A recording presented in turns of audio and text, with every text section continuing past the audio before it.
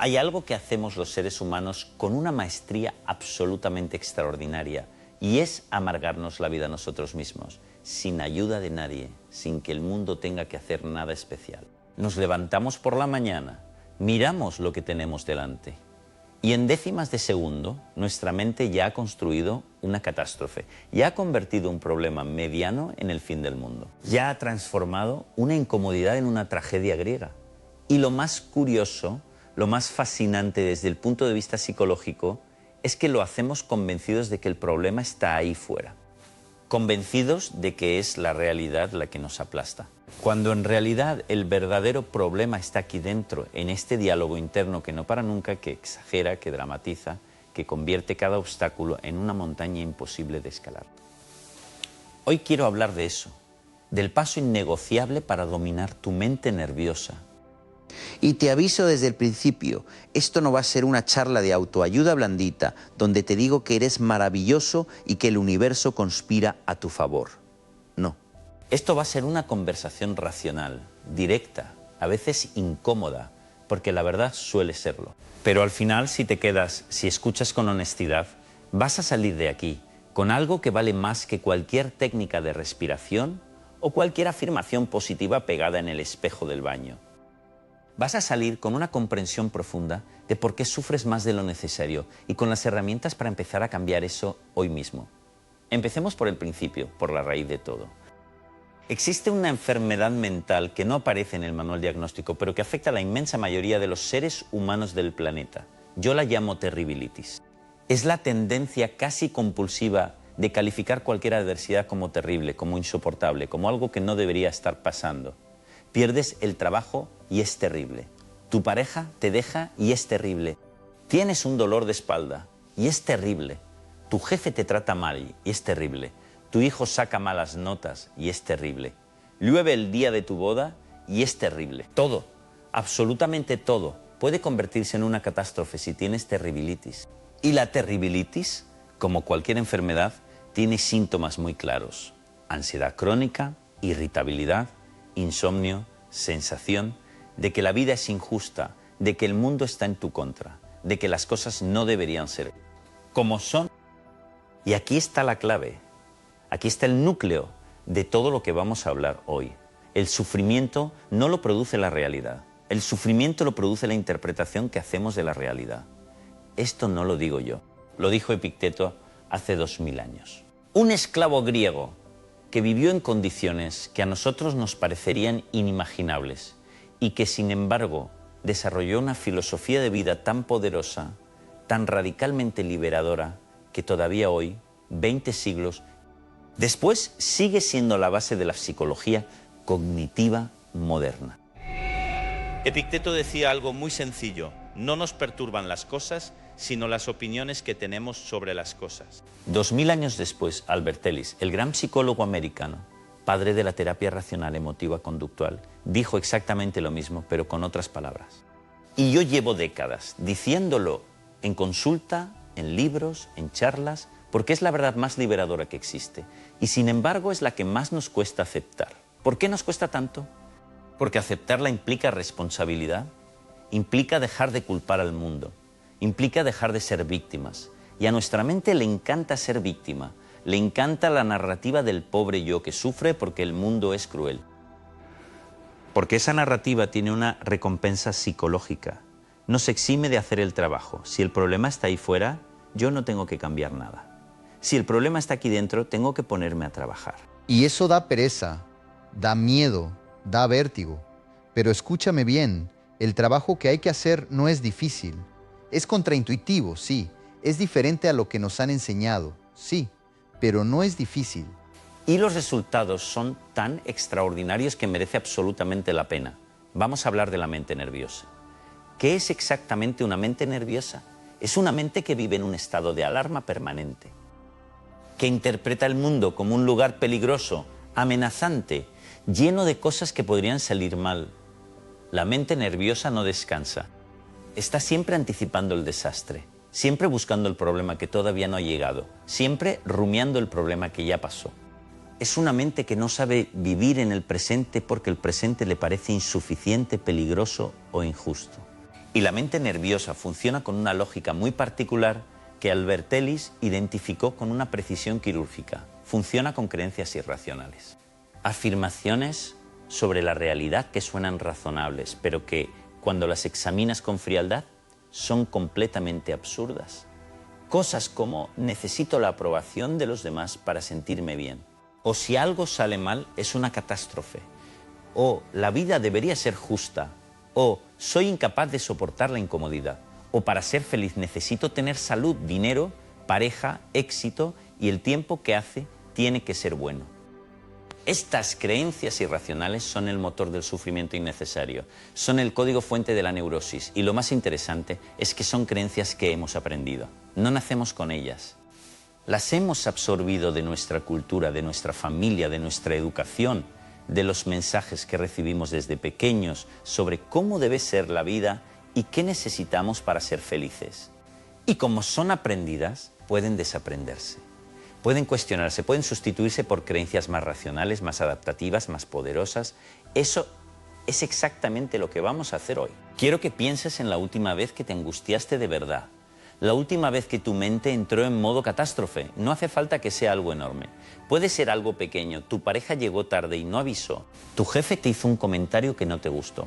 Tuviste un atasco de media hora cuando ibas con prisa. Tu cuerpo empezó a darte señales de que algo no iba bien. Sea lo que sea.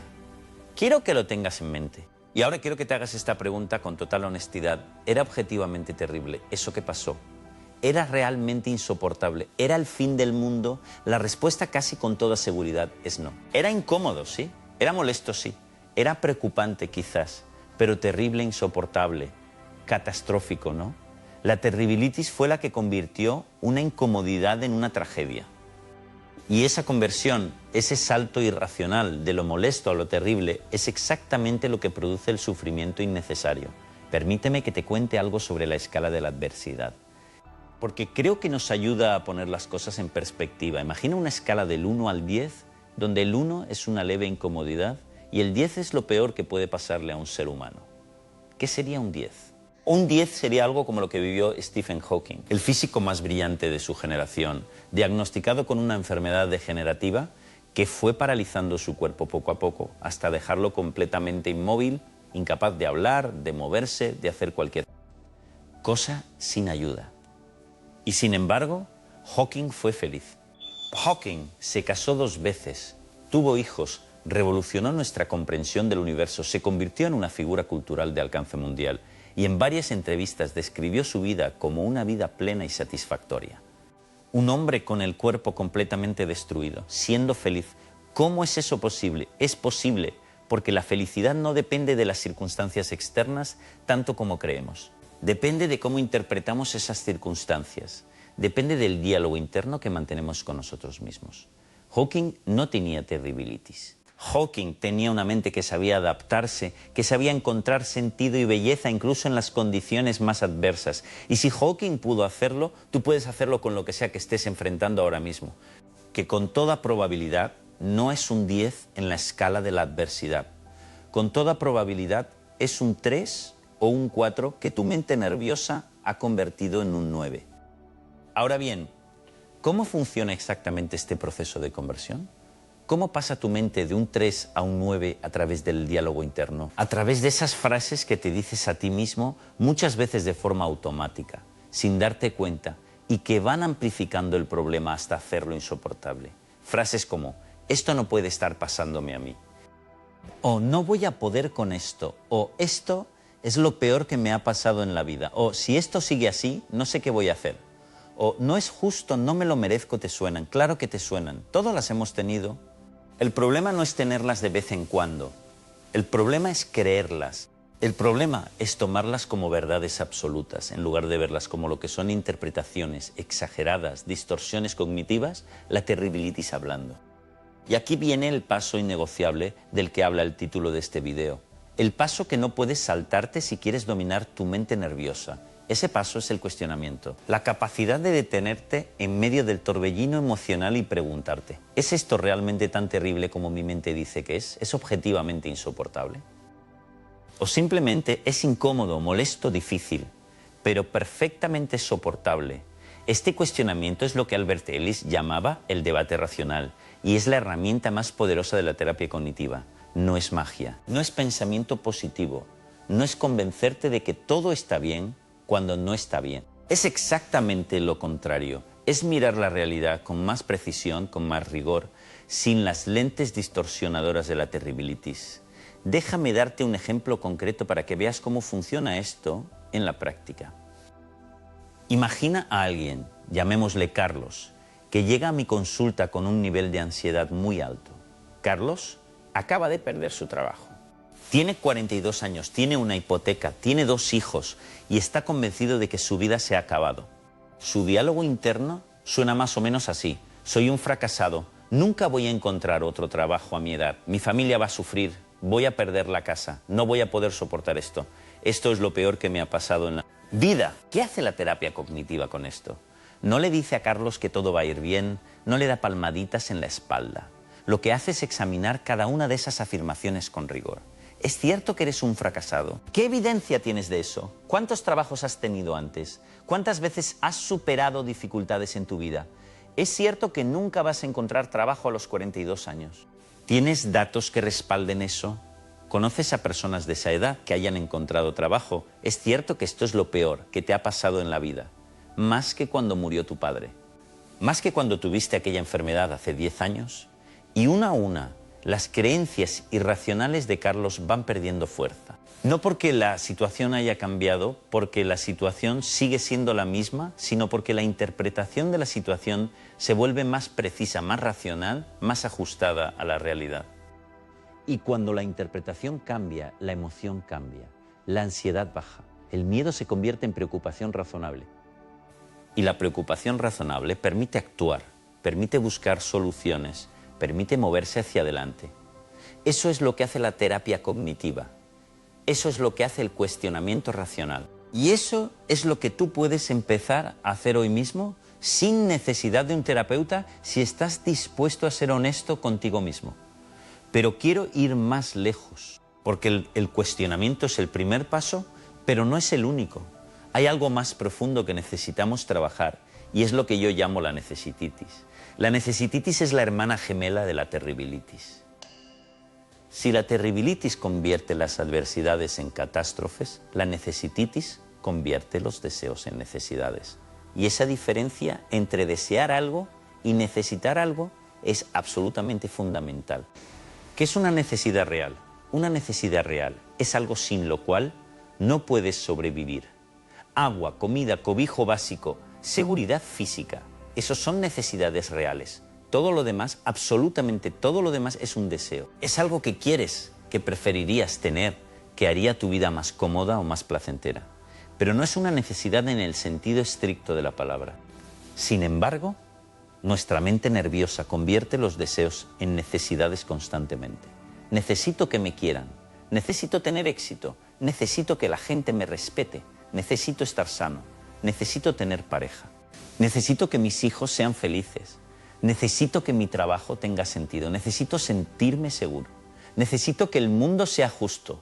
¿Ves el problema? Cuando conviertes un deseo en una necesidad, te vuelves completamente dependiente de esa cosa para tu bienestar. Si no la tienes, no puedes ser feliz.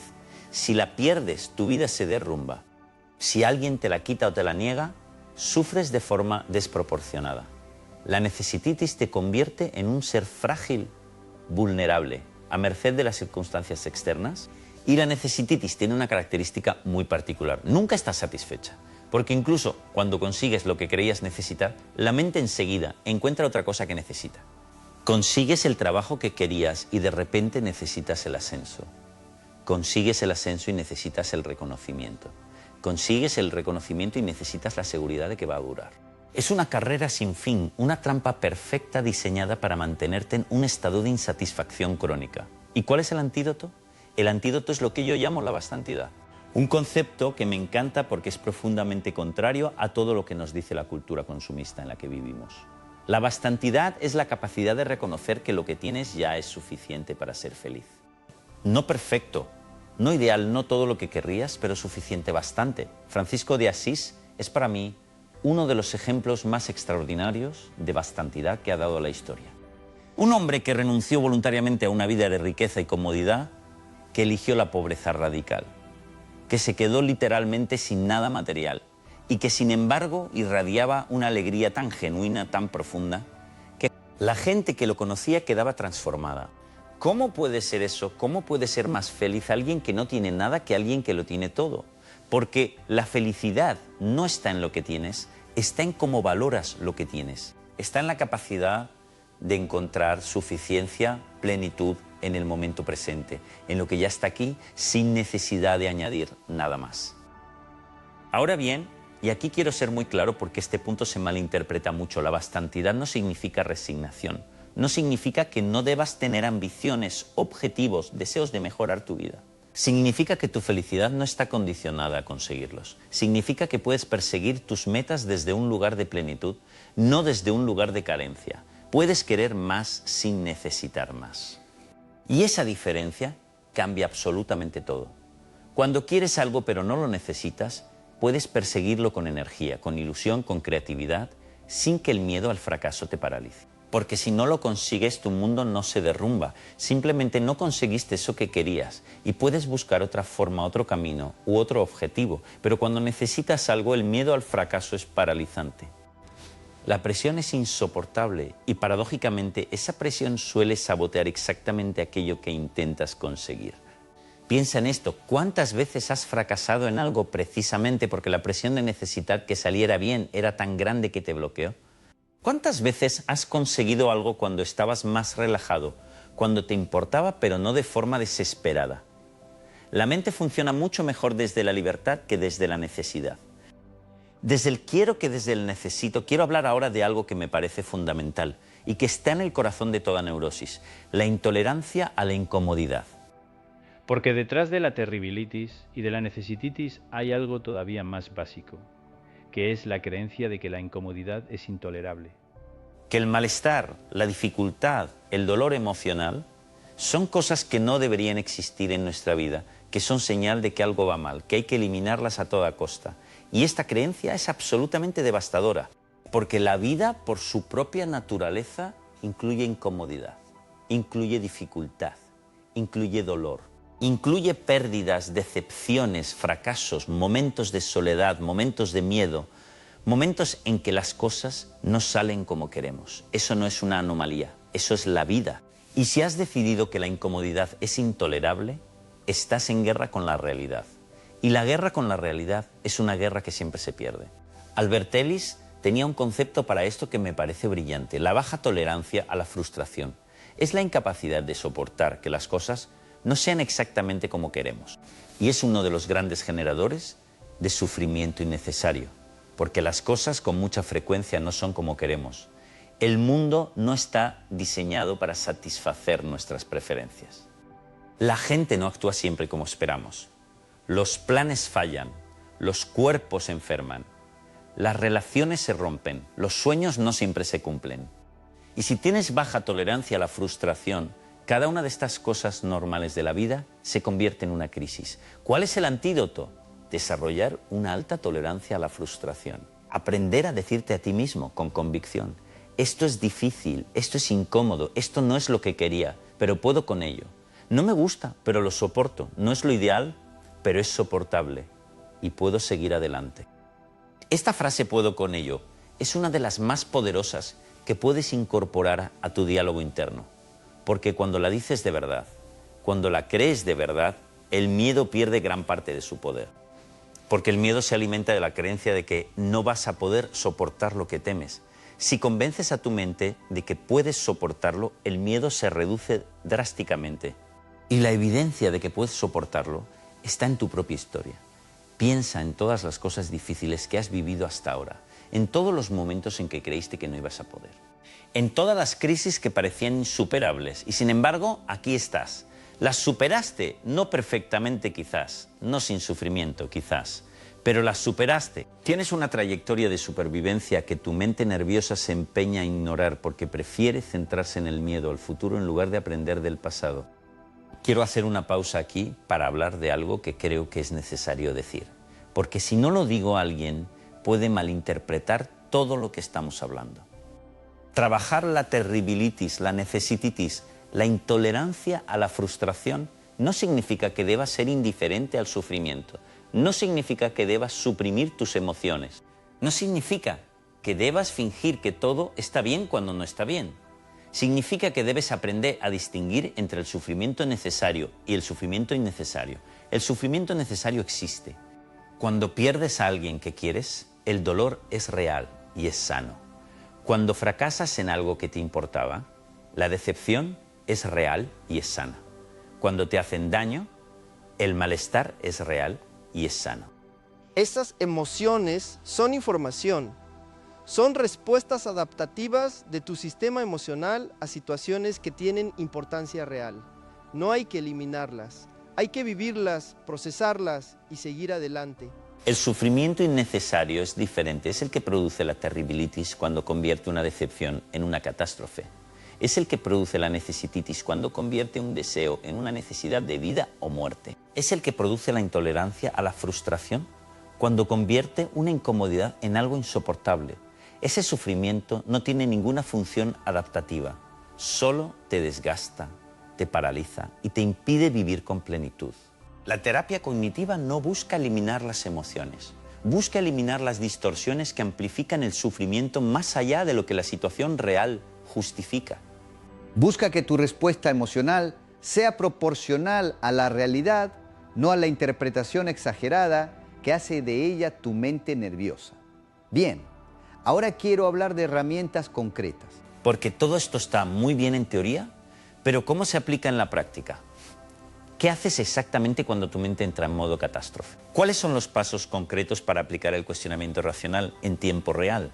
La primera herramienta es lo que yo llamo la pregunta desmontadora. Cuando notes que tu mente está en modo terribilitis, cuando estés diciéndote que algo es terrible, insoportable, el fin del mundo, hace esta pregunta. ¿Es esto objetivamente tan grave como mi mente dice que es? No te conformes con la primera respuesta que te dé tu mente, que casi siempre va a ser sí, claro que es grave. Insiste, busca evidencias, compara. ¿Hay personas que están viviendo algo peor en este momento? ¿He sobrevivido a cosas peores en el pasado? Dentro de 5 años, esto va a parecer tan terrible como parece ahora. Esta última pregunta, la del futuro, es especialmente útil. Porque la perspectiva temporal tiene un efecto desmontador extraordinario sobre la terribilitis. La mayoría de las cosas que hoy nos parecen catástrofes, dentro de 5 años nos parecerán anécdotas. O ni siquiera las recordaremos. Y si dentro de 5 años no van a importar, ¿tiene sentido que ahora nos destruyan? La segunda herramienta es la reclasificación. En lugar de llamar terrible a algo, entrénate para llamarlo por su nombre real.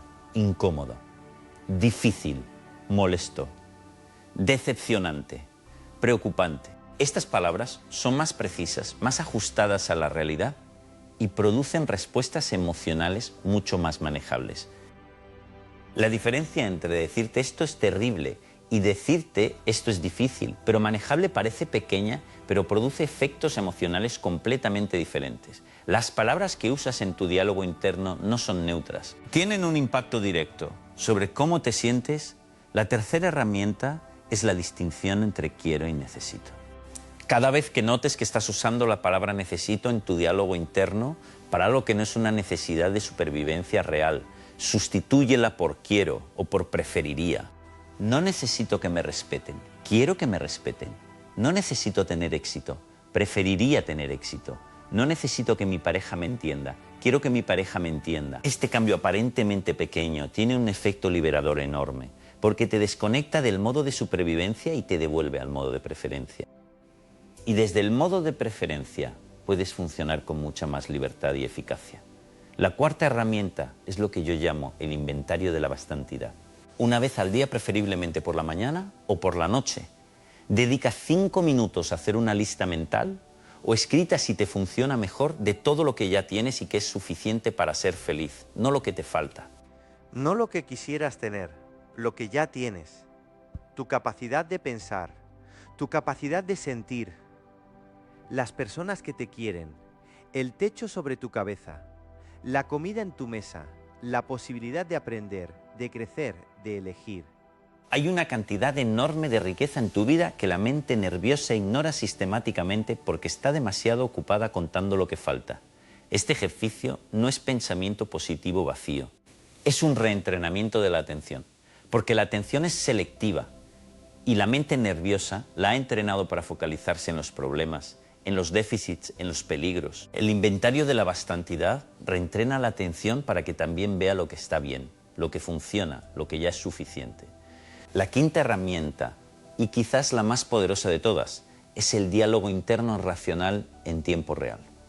Esto requiere práctica, porque al principio el diálogo irracional es automático y muy rápido, y el racional tiene que ser más consciente y deliberado. Pero con la práctica, el diálogo racional también se vuelve automático, se convierte en un hábito mental.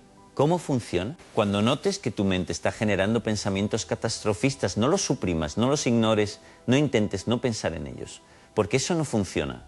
En cambio, respóndeles, entra en diálogo con ellos. Si tu mente dice, no voy a poder soportar esto, respóndele. ¿Y por qué no? He soportado cosas difíciles antes. Esto también es soportable. Si tu mente dice esto es una catástrofe, respóndele, una catástrofe de verdad. ¿O es algo difícil que puedo manejar? Si tu mente dice necesito que esto cambie para ser feliz, respóndele, ¿realmente necesito esto? ¿O simplemente lo quiero? ¿Puedo ser feliz sin ello? Este diálogo interno racional es exactamente lo que hacemos en terapia cognitiva, pero interiorizado. Es el terapeuta que llevas dentro. Y desarrollarlo es una de las inversiones más rentables que puedes hacer en tu bienestar psicológico. Ahora quiero hablar de algo que me parece especialmente importante y que tiene que ver con la aprobación de los demás. Porque la necesititis tiene una manifestación particularmente dolorosa y extendida, que es la necesidad de aprobación. La creencia de que necesitamos que los demás nos quieran, nos admiren, nos validen para sentirnos bien con nosotros mismos. Esta creencia es extraordinariamente común y extraordinariamente destructiva. Porque si necesitas la aprobación de los demás, has entregado el control de tu bienestar emocional a personas que no tienen ni idea de que lo tienen, que no lo han pedido y que van a ejercerlo de forma completamente inconsistente. Porque la gente te va a aprobar a veces y a desaprobar otras. Te va a querer a veces y a criticar otras. Va a estar de acuerdo contigo a veces y en desacuerdo otras. Y si tu bienestar depende de esa aprobación, vas a vivir en una montaña rusa emocional permanente, completamente a merced de lo que los demás piensen y digan. ¿Quieres saber algo liberador? La opinión que los demás tienen de ti no dice nada sobre ti. Dice todo sobre ellos, sobre sus valores, sus criterios, sus experiencias, sus propias inseguridades. Cuando alguien te critica, esa crítica pasa por el filtro de todo lo que esa persona es y ha vivido. No es una verdad objetiva sobre ti, es una interpretación subjetiva, sesgada, limitada. Y tomarla como una verdad absoluta es un error lógico de proporciones épicas. Esto no significa que debas ignorar todo feedback. Hay críticas constructivas que vienen de personas que te conocen bien, que te quieren, que tienen criterio y que merece la pena escuchar. Pero incluso esas críticas no deberían tener el poder de destruirte emocionalmente. Puedes escucharlas, evaluarlas con frialdad, tomar lo que sea útil y dejar lo que no lo sea, sin que tu bienestar se vea afectado de forma dramática. La persona psicológicamente sana tiene lo que yo llamo una autoestima incondicional, una valoración de sí misma que no depende de sus logros, de la aprobación de los demás, ni de ninguna condición externa. Una valoración que dice simplemente, soy un ser humano con mis virtudes y mis defectos, con mis éxitos y mis fracasos, y eso ya es suficiente para merecer mi propio respeto y afecto. No necesito demostrar nada. No necesito impresionar a nadie. Soy suficiente tal como soy. Esta autoestima incondicional es la base de la salud mental. Y construirla requiere exactamente el mismo trabajo que hemos estado describiendo, cuestionar las creencias irracionales que la erosionan, practicar el diálogo interno racional, desarrollar la bastantidad aplicada a uno mismo. Quiero hacer ahora una reflexión sobre el miedo, porque el miedo es quizás la emoción que más sufrimiento innecesario genera. Y el miedo tiene una relación muy particular con la terribilitis y la necesititis. El miedo, en su forma básica y adaptativa, es una emoción muy útil. es el sistema de alarma que nos protege de los peligros reales. Cuando hay un peligro real, el miedo nos prepara para actuar, para huir o para luchar. Ese miedo es sano y necesario. El problema es cuando el miedo se desconecta de los peligros reales y empieza a responder a peligros imaginarios, exagerados o improbables. Cuando tienes miedo, no a lo que está pasando, sino a lo que podría pasar. Cuando tienes miedo, no a una amenaza real, sino a la posibilidad de que algo salga mal. Cuando tienes miedo al futuro que todavía no existe. Ese miedo anticipatorio es el que genera la ansiedad crónica y se alimenta directamente de la terribilitis, porque lo que hace es decir, si eso que temo ocurriera sería terrible, insoportable, no podría soportarlo.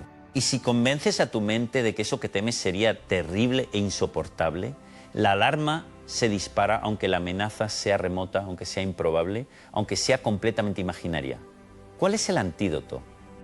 Exactamente el mismo que hemos descrito, cuestionar la terribilitis.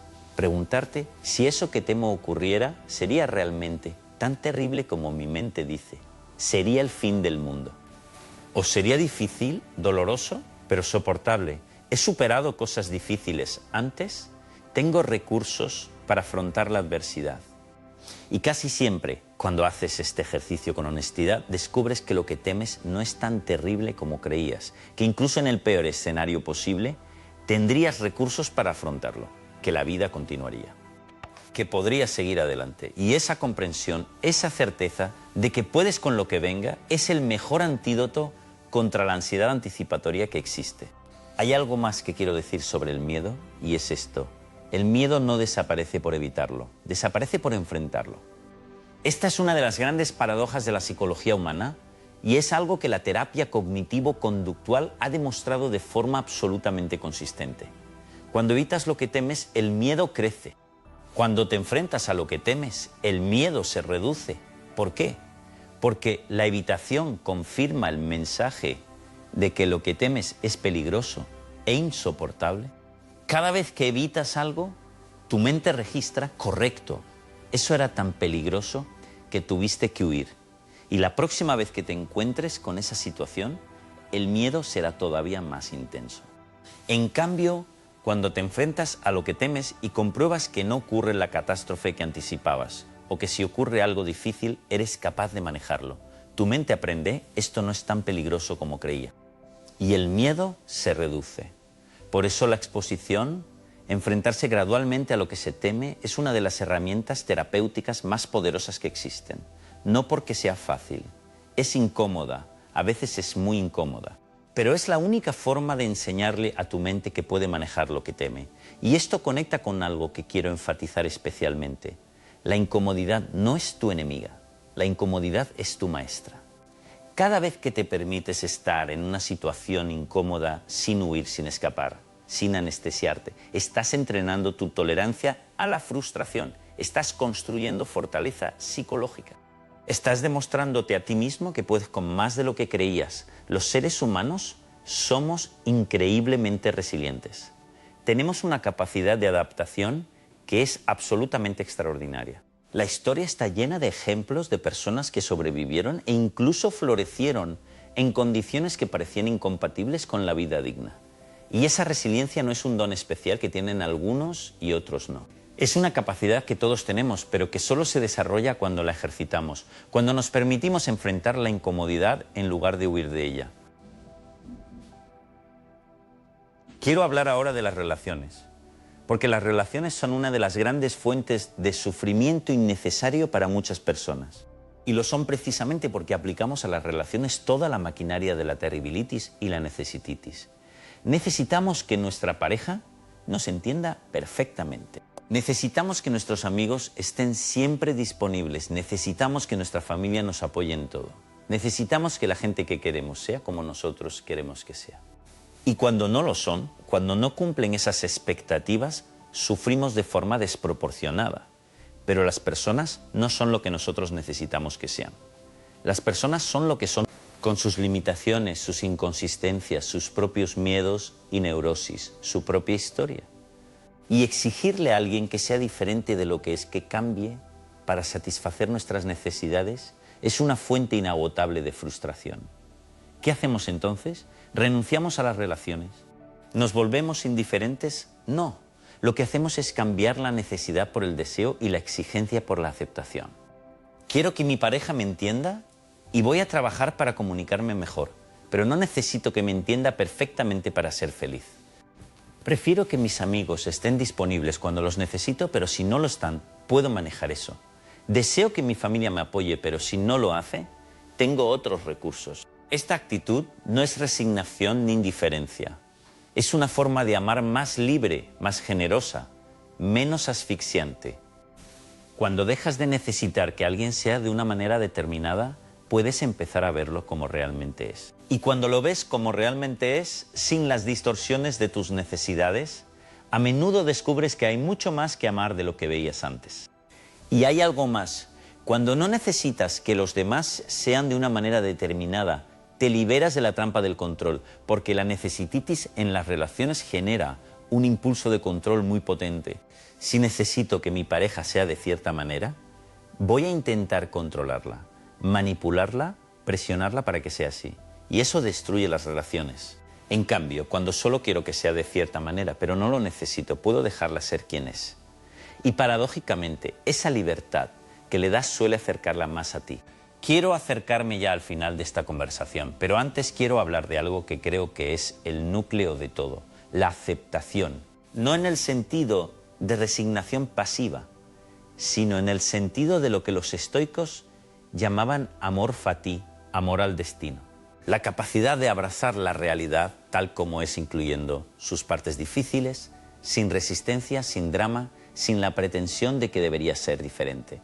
La resistencia a la realidad es una de las grandes fuentes de sufrimiento humano. Cuando algo malo ocurre, nuestra primera reacción, instintiva, es decir, esto no debería estar pasando, esto no tendría que ser así. Y esa resistencia, ese rechazo a la realidad, añade una capa de sufrimiento extra sobre el sufrimiento que ya produce la situación en sí misma. Es como si además del problema, te crearas otro problema encima, que es el problema de que hay un problema.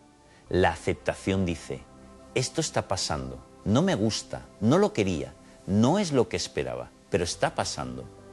Y dado que está pasando, ¿qué puedo hacer?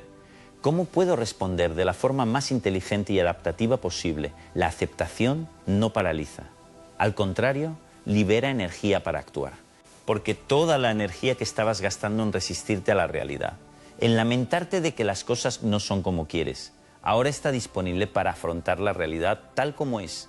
Epicteto tenía una distinción que me parece absolutamente genial y que es la base de toda su filosofía. Hay cosas que dependen de nosotros y cosas que no dependen de nosotros. Lo que depende de nosotros son nuestros pensamientos, nuestras elecciones, nuestras actitudes, nuestras respuestas. Lo que no depende de nosotros es todo lo demás.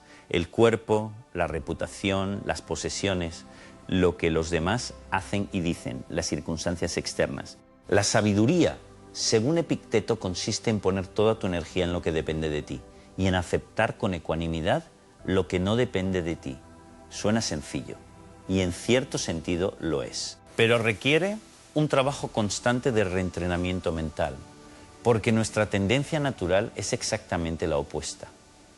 Gastar enormes cantidades de energía intentando controlar lo que no podemos controlar y prestar poca atención a lo que sí podemos controlar, que es nuestra propia mente. Cuando empiezas a aplicar esta distinción en tu vida diaria, algo cambia profundamente. La ansiedad sobre el futuro se reduce, porque el futuro no depende de ti en su mayor parte. La angustia por lo que los demás piensan se reduce, porque lo que los demás piensan no depende de ti. El miedo a perder lo que tienes se reduce porque perder o no lo que tienes no depende completamente de ti. Y en cambio, empiezas a poner más atención y energía en lo que sí depende de ti. Cómo piensas, cómo eliges, cómo respondes, qué actitud adoptas ante lo que te ocurre. Y aquí está la gran revelación, la que cambia todo si la interiorizas de verdad. Tu bienestar emocional depende de ti, no de las circunstancias, no de lo que otros hagan o digan, no de si tienes salud, dinero, pareja, éxito o buen tiempo. Depende de cómo interpretas lo que te ocurre, de qué te dices a ti mismo, de qué creencias usas para darle sentido a tu experiencia. Y eso, todo eso, está en tus manos. Esto es lo más liberador y lo más responsabilizador al mismo tiempo. Liberador porque significa que no eres víctima de las circunstancias. Responsabilizador porque significa que no puedes seguir culpando al mundo de tu sufrimiento innecesario. Y los dos aspectos son igualmente importantes. Quiero terminar con algo que me parece crucial decir, porque si no lo digo, alguien podría pensar que lo que estoy proponiendo es una especie de estoicismo frío e insensible. Una vida sin emociones, sin pasión, sin intensidad. Nada más lejos de la realidad. Lo que estoy proponiendo es exactamente lo contrario. Estoy proponiendo una vida más rica emocionalmente, no más pobre. Una vida donde las emociones sean proporcionales a la realidad, no amplificadas por la terribilitis. Una vida donde el placer sea genuino, no la compensación desesperada de una mente que se siente en déficit permanente. Una vida donde las relaciones sean libres, no cadenas de necesidades mutuas. Una vida donde el éxito sea un regalo, no una obligación de supervivencia. La persona que ha trabajado su terribilitis y su necesititis no es una persona que no siente. Es una persona que siente de forma más limpia, más auténtica, más presente. Porque no está distorsionando constantemente su experiencia con el ruido de las interpretaciones catastrofistas. Cuando algo bueno ocurre, lo disfruta plenamente sin la ansiedad de perderlo. Cuando algo malo ocurre, lo enfrenta con ecuanimidad, sin el drama añadido de la terribilitis. Y en los momentos ordinarios, que son la mayoría de la vida, encuentra una satisfacción tranquila en lo que ya tiene, en lo que ya está aquí. Eso es la bastantidad en su expresión más plena. No la resignación del que se ha rendido, sino la plenitud del que ha descubierto que ya tenía todo lo que necesitaba para ser feliz y que lo estaba buscando en el lugar equivocado. Así que aquí está el paso innegociable para dominar tu mente nerviosa. No es una técnica de respiración, no es una meditación, no es una afirmación positiva. Es un cambio de perspectiva radical y profundo sobre la naturaleza del sufrimiento y la naturaleza de la felicidad. Es la comprensión, vivida no solo intelectualmente sino en las entrañas, de que el sufrimiento innecesario lo produces tú con tu diálogo interno, con tus creencias irracionales, con tu terribilitis y tu necesititis, y de que tienes el poder de cambiarlo. No te estoy diciendo que sea fácil, te estoy diciendo que es posible y te estoy diciendo que merece absolutamente la pena el esfuerzo. Porque al otro lado de ese trabajo hay una libertad que quizás no has conocido todavía. Una libertad que no depende de que las circunstancias sean perfectas. Una libertad que llevas contigo a todas partes. Una libertad que nadie puede quitarte, porque está aquí dentro, en tu propia mente, esperando a que la descubras. Empieza hoy, empieza con la próxima vez que tu mente entre en modo catástrofe. Detente y respira. Hazte la pregunta, ¿es esto realmente tan terrible como mi mente dice? Y escucha la respuesta honesta. No la respuesta que da la terribilitis. La respuesta que da la razón, la perspectiva, la sabiduría que ya tienes pero que a veces olvidas. Eso es todo lo que necesitas para empezar. Una pregunta, una pausa, un momento de honestidad contigo mismo. Y desde ahí todo lo demás puede cambiar.